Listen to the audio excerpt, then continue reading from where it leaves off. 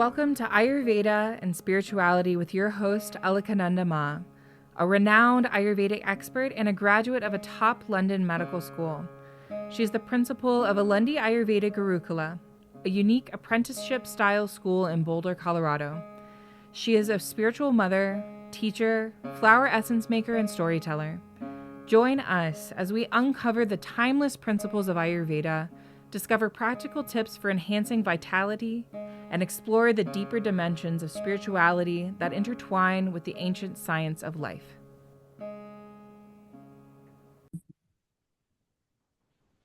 So welcome, everyone. Welcome to Satsang. Satsang is a meeting of hearts, a gathering of friends to inquire into the truth. Today we are continuing our exploration of the great rambling Chandogya Upanishad as we come to section 7 or book 7, depending how your version characterizes it. A very fascinating story about the interactions between Prajapati and Indra. So Prajapati, pretty accurate translation is great-grandfather. The Prajapati, the progenitor of everything. Prajapati is the original one, the great-grandfather. And who is Indra? Indra is the king of the gods. And who is Vairochana? In this story, Virocana is the king of the demonic beings. So here we go. This story begins with an announcement from Prajapati. This is a huge announcement. It's kind of like when you're trying to listen to the radio and then it goes beep, beep, beep. The National Weather Service announces, and everyone gets that announcement. So they didn't have radios at the time, and yet this announcement is broadcast throughout the three worlds. Ya Atma Apahata Papma Vijaro Vimrutya Vishoko Vijighatso Pipasa Satyakama Satyasamkalpa Sona Veshtavaya So Vignasit Tavaya sa sarvamscha lokan apnoti sarvamscha kamam yastamatmanam anu vidya vijanati etiha prajapatir uvacha.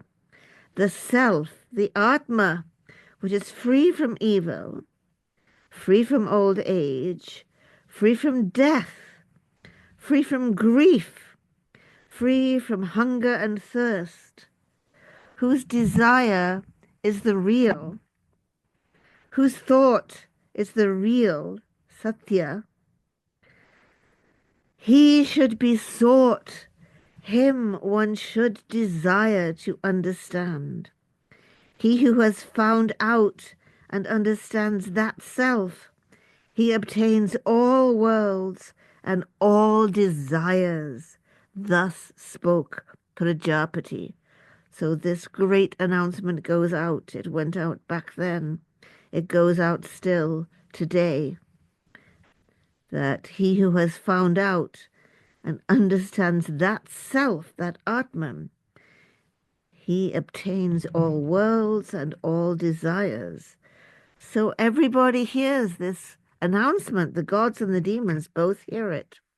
And they say, there's a big carrot with this announcement, right? You're going to obtain all worlds and all desires. That's going to hook everybody.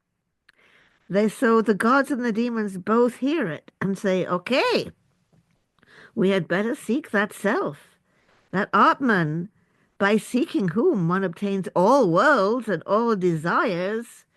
So they decide to appoint some reps, because if all the gods and all the demons went, maybe it would be overwhelming for Prajapati.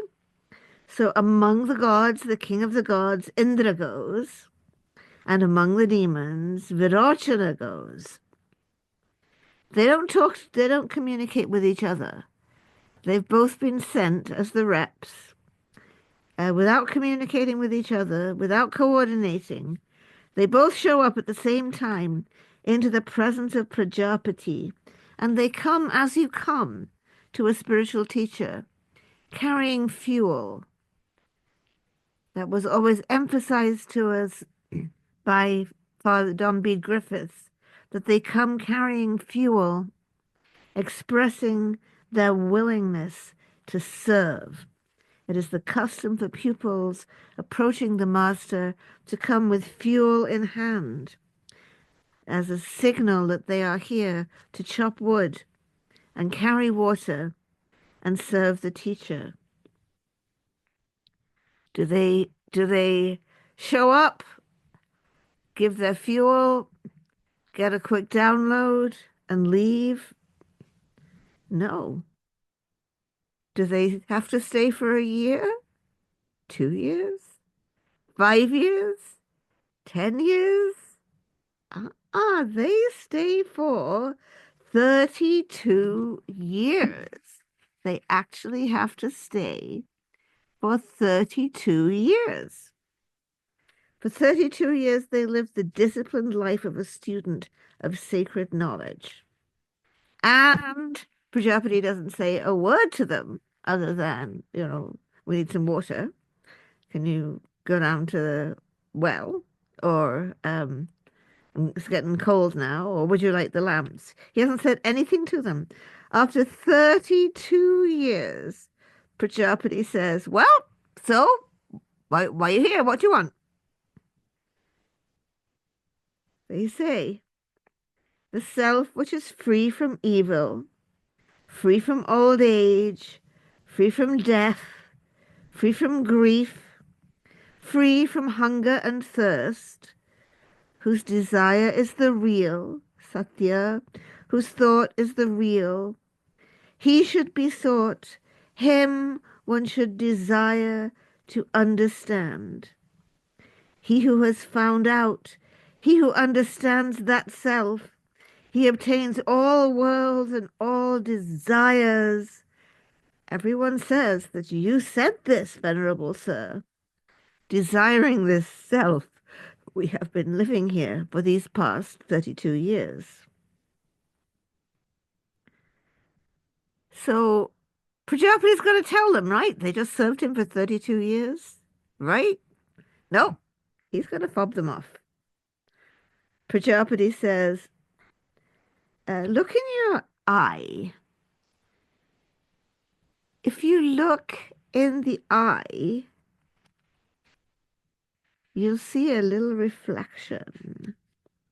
The person that is seen in the eye is the self, he says. That is the immortal, the fearless, that is Brahman. Wow, the self, that little being that you see when you look in the eye. But Venerable Sir, what about the one we see when we go and look in a pool of water?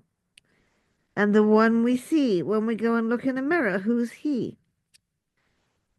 Prajapati says, indeed, indeed, the same one is perceived in all these. So the person that is seen in the eye, that is the self. It's a riddle. Because he's fobbing them off, but not. He's fobbing them off with a riddle. Prajapati is really saying, who is the subject of all seeing?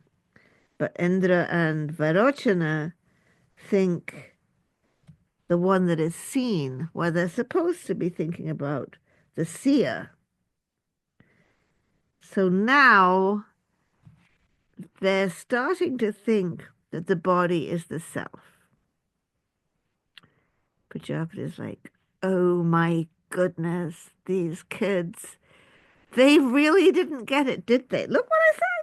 I told them the person that is seen in the eye, that is the self, the one, the only one we ever see. And they think it's them, it's their body. Okay, let's go along with their little delusion then. All right, so go and look at yourself in a pan of water. And come back and tell me what you don't understand of the self. So off they go, the king of the gods and the king of the demons. They look in a pan of water. And Prajapati says, okay, what do you see?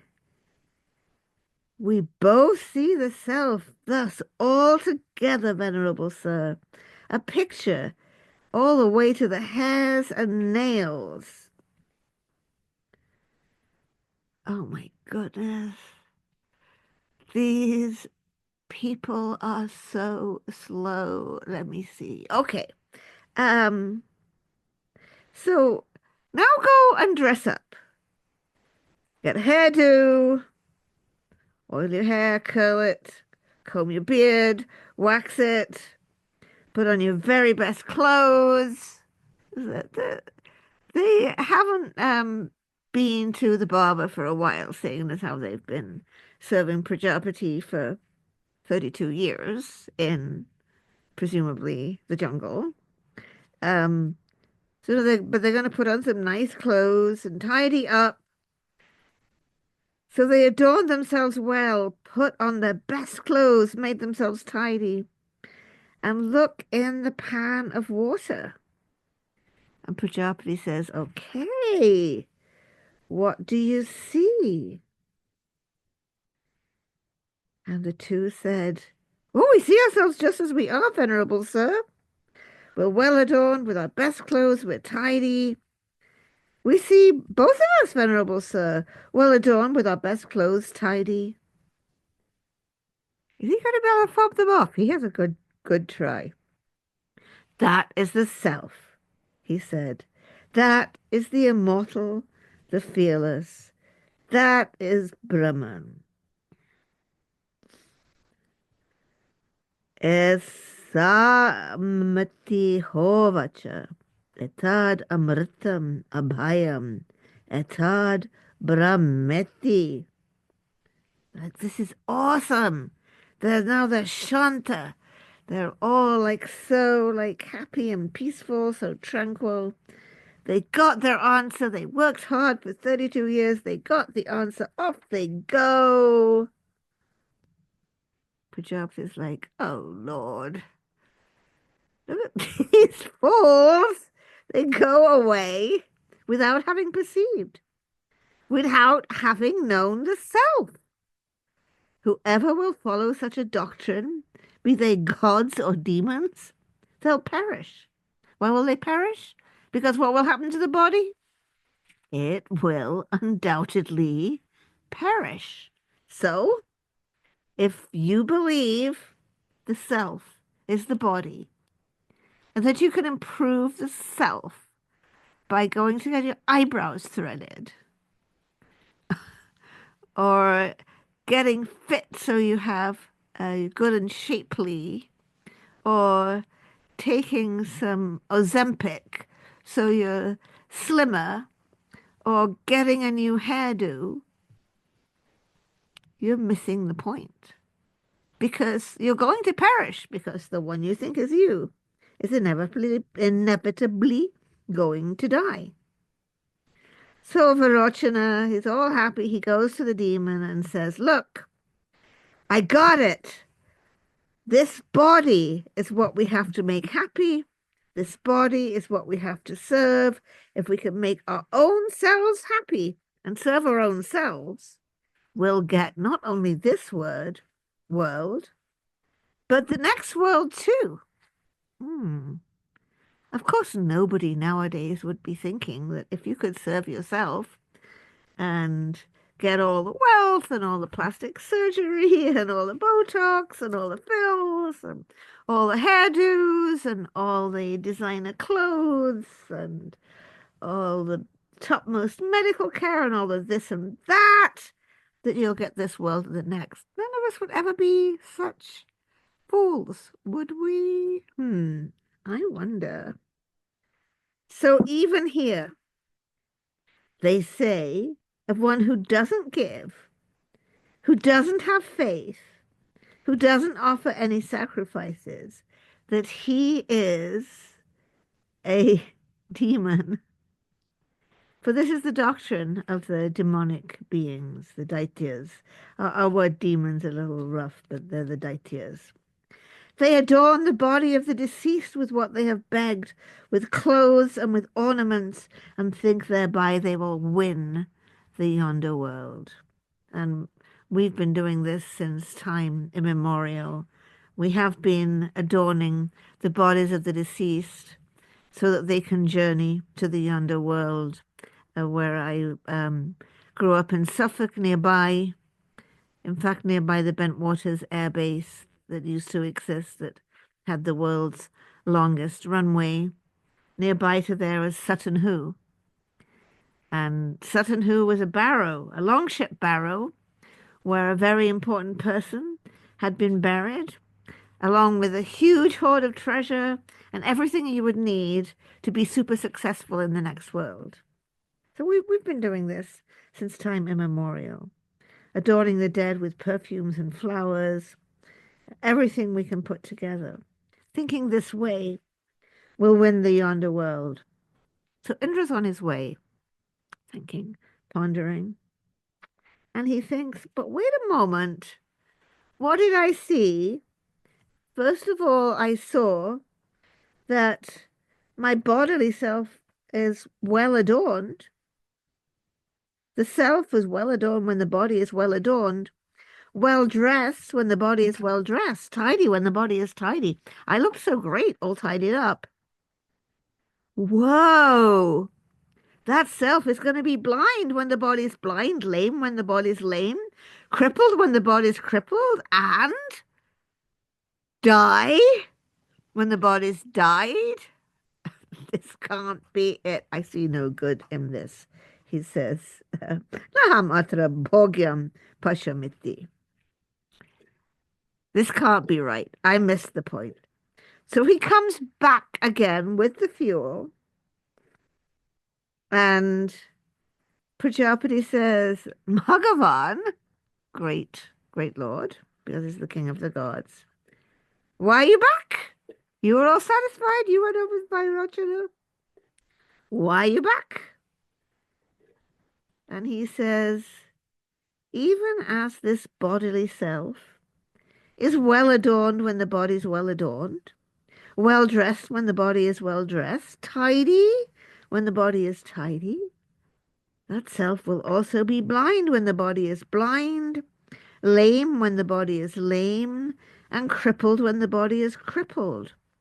It perishes immediately when the body perishes. What's the use? I see no good in this.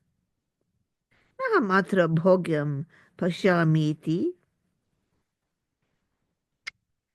Oh, wow. This Prajapati's thinking.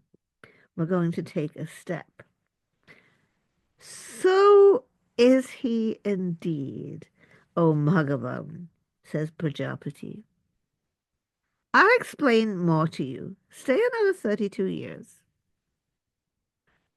So he stayed for the first 32 years to get fobbed off, and off he went. So now start again from square one. He's got to stay another 32 years.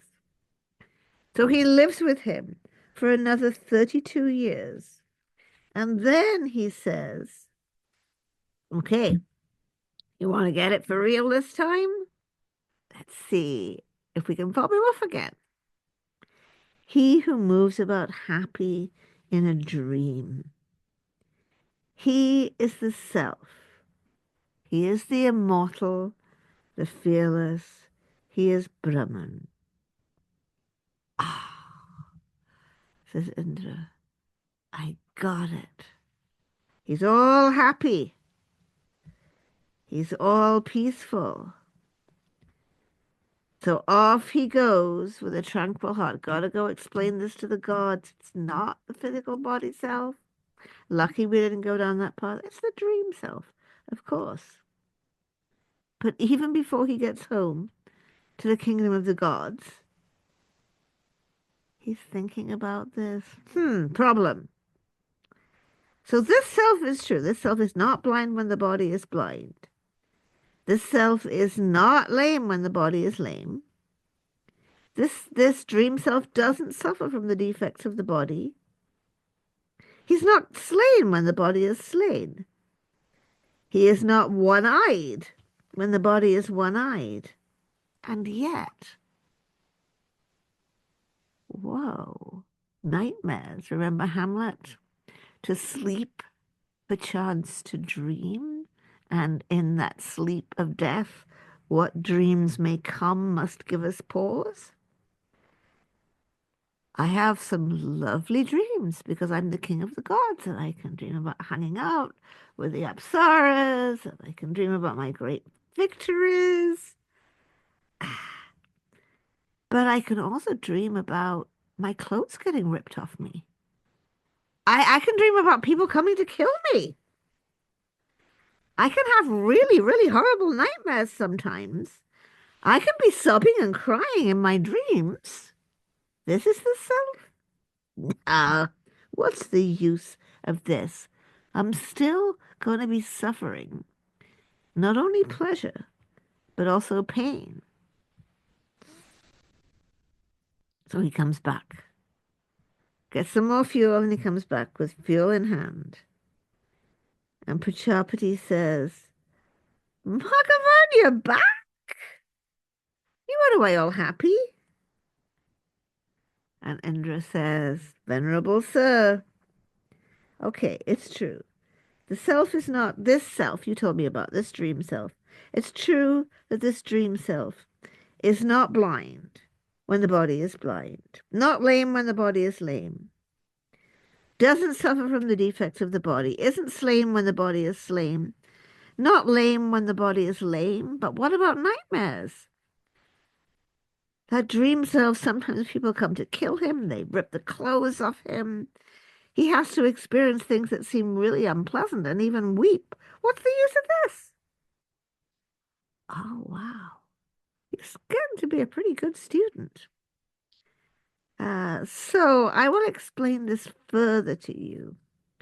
Live with me another 32 years. Okay, so now we've gotten to 332s, which I make to be 96. 96 years that he's been living with Prajapati. So he's living with him another 32 years. It's a good gig for Prajapati because he's got an exceptionally strong, healthy person, the king of the gods no less, beating his clothes on the rock in the river and making his fires and going and drawing his water and cooking his food. It's a good gig. Uh, he's watching him grow. So after 32 years, he says to him, okay, now, when you're really asleep, you saw the problem with dreams. So, supta, when you're in deep sleep, you're composed, you're serene, there aren't even any dreams. That is the self, said he. Tad yatraita supta samasta samprasana svapnam na vijnanati esa atmati hovacha. That is the self. That is the immortal, the fearless. That is Brahma. Whew. Now I got it. The place beyond nightmares. The place beyond demon attacks. And he sets off all happy and content. And then he thinks, wait a minute. I had a good sleep last night. I don't remember anything about it. I was out when I was asleep. I didn't have any thought like, I am he. I didn't think about anything. Ayam aham asmiti. I didn't think I am he. I didn't think of anything. He has become the one who's gone to annihilation. What's the point? Uh-oh. So he comes back with the fuel in hand. At this point, I'm thinking Prajapati kind of knew this might happen. He says, "Oh, hello, Bhagavan. You're back? What you want? You went away all happy?" Venerable sir, in truth, this one doesn't know that I am he. He doesn't know anything here. He has become one who has gone to annihilation. What's the use? So is he indeed, O Bhagavan, said he. I will explain this further to you. I'll really tell it to you this time. There is nothing else besides this. Live with me for another, wait for it, 32. Live with me for another 5 years. Then he lived with him for another 5 years. That makes 101 years. And so people say, indeed, for 101 years, Bhagavan lived with Prajapati the disciplined life of a student of sacred knowledge. To him, Indra Prajapati then says, we're now on section 12, O Bhagavan, Martyam Vaidam Shariram, mortal verily is this body, Atam Mrityuna, it is held by death, but it is the support of that deathless, bodiless self. Truly, the incarnate self is held by pleasure and pain. Verily, there is no freedom for pleasure and pain for one who is incarnate. Verily, pleasure and pain do not touch the one who is bodiless. So this is very interesting and very important to understand that we actually are lucky that we have this embodied condition because it's the support of the deathless, bodiless self. But in the last year of his life, Raghudas was quite weak, quite sick, because he couldn't digest his food. Before this started, he announced, now I am going to become sick as Shirdi Sai Baba became sick, and then I'm going to leave my body. We literally saw him, no walking devices for him. He scooted, dragged himself along the floor to go out of his little hut to go use the toilet. And he'd come back and he'd actually sit on a chair, which was very unusual for him in the past. And he said a powerful thing. He said, as long as you're in the body, you have to bear with the pain. This is a true fact. I noticed it this past few months, having had Colles fracture, emergency bowel resection, and now a broken neck of the humerus. I try to remember that teaching of Raghudas, as long as you're in the body, you have to put up with the pain. And this teaching comes right out of Chandogya Upanishad. Verily, the incarnate self is held by pleasure and pain. There is no freedom from pleasure and pain for one who is incarnate. In order to be untouched by pleasure and pain, you have to be bodiless. Think about it. Not only Raghudas went through that, but the great Ramana Maharshi had that excruciating bone tumor, and he didn't go popping any opioids or pain pills either. And he was so emaciated. He was in so much pain, and people would say, "Doesn't it really hurt?" And he'd say, "Yeah, there's pain. There's pain." But he wasn't identified with the pain. He wasn't identified with the body and its pain. Bodiless is air, clouds, lightning, thunder. These are bodiless. Now, just like these, when they rise from space and reach the highest light, they appear, each in their own form. In the same way, the serene one, when he rises up from this body and reaches the highest light, he appears in his own form. Sa Uttama Purusha. This is the supreme person. There such a one moves about laughing, playing, rejoicing with women, chariots, or relations, not remembering the appendage of this body.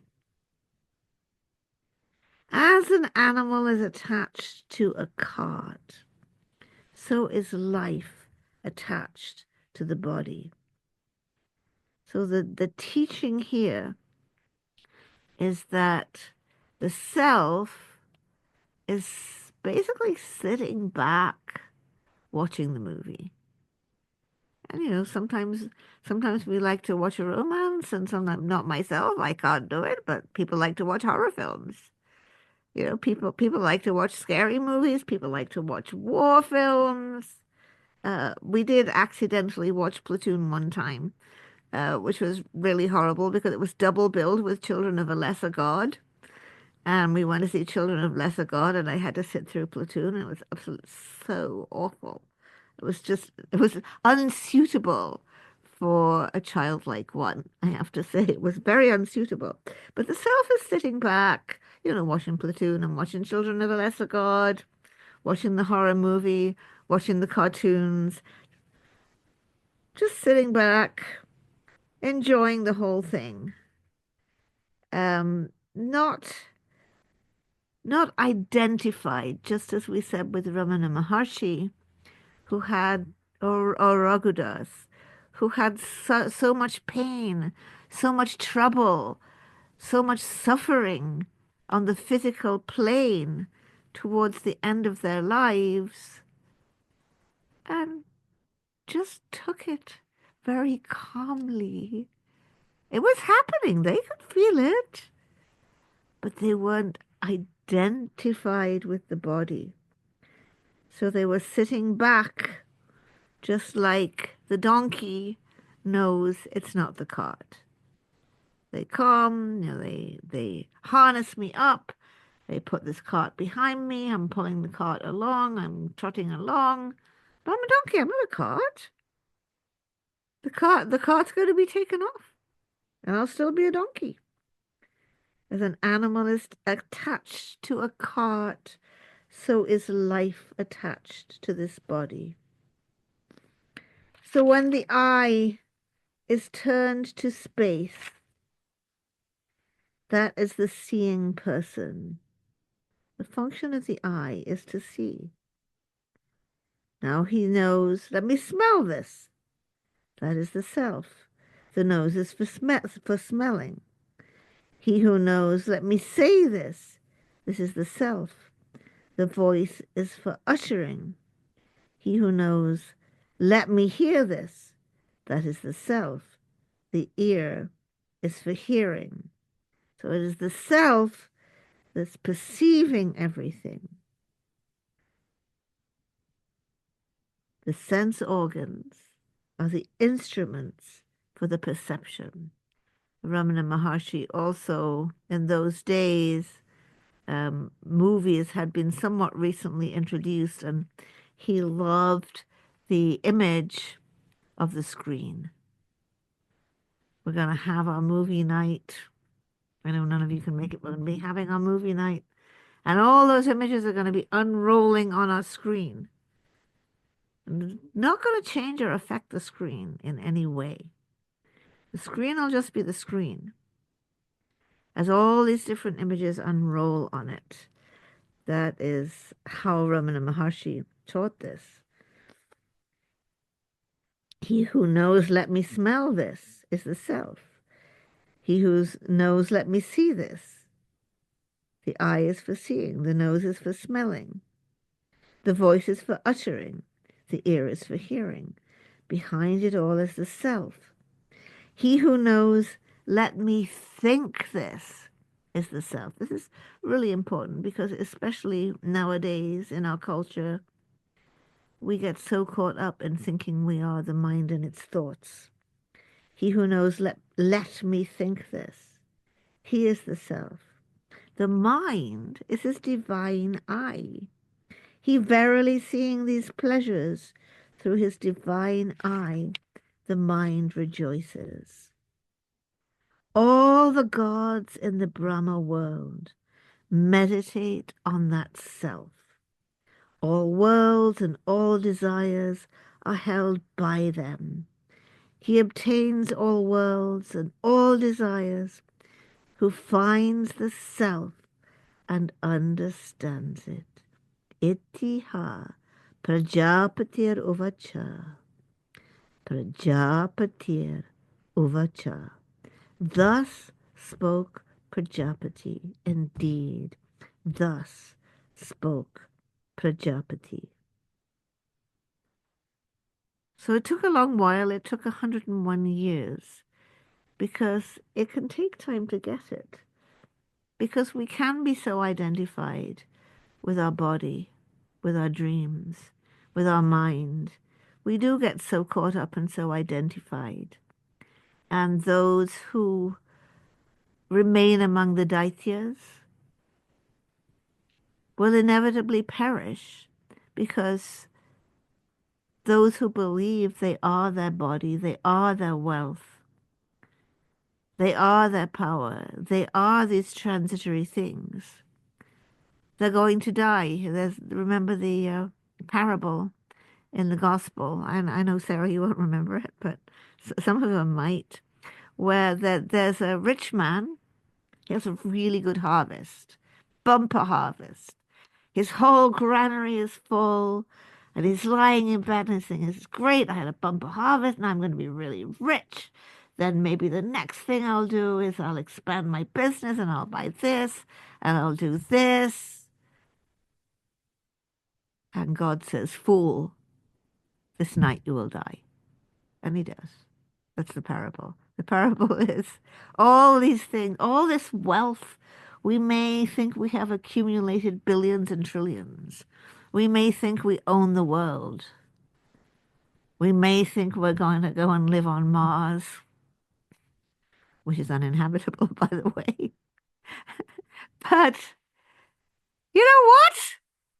It doesn't matter how rich you are, how intelligent you are, how much stuff you have, how great at chess you are, or whatever it is. Guess what? You're going to die.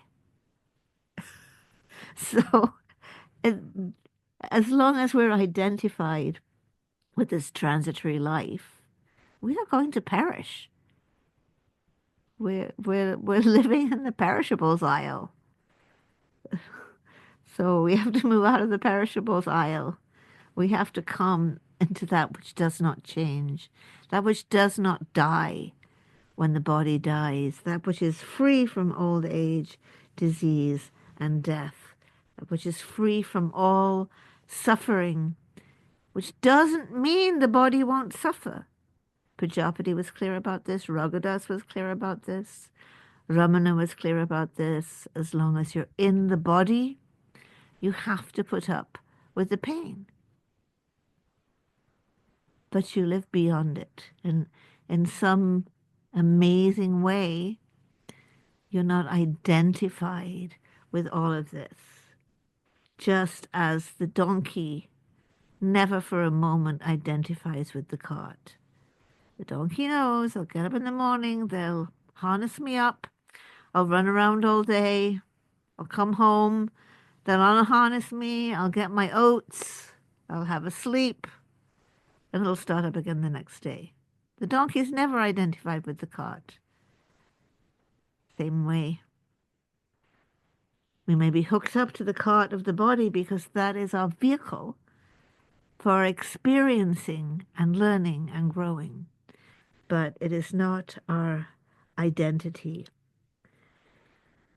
All worlds and all desires are held by those who meditate on that self. Thus spoke Prajapati, indeed, thus spoke Prajapati.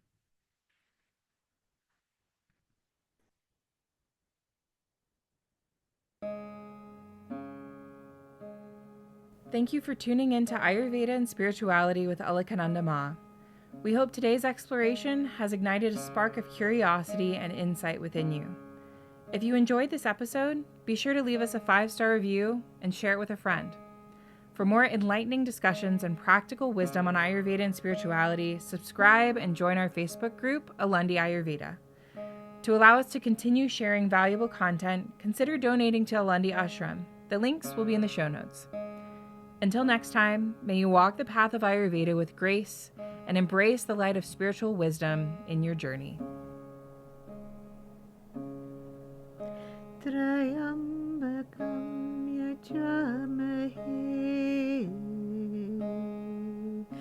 sugandhim pushtivadanam urvarukamiva bandhanam